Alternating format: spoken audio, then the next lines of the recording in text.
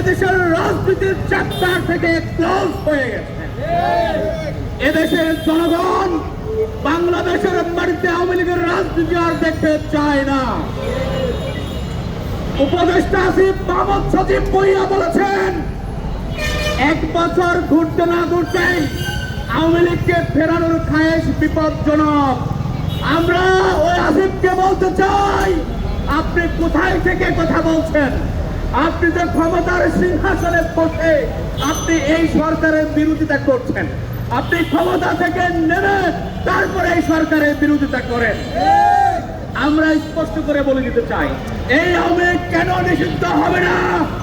গত 15.5 বছরে হাজার হাজার মানুষকে ক্রস ফায়ার দিয়েছে, হাজার হাজার মানুষকে এনকাউন্টার দিয়েছে। কেন এই আওয়ামী লীগ নিষিদ্ধ হবে না? গত 15.5 বছরে প্রায় 18.5 লক্ষ কোটি টাকা বিদেশে পাচার করা হয়েছে।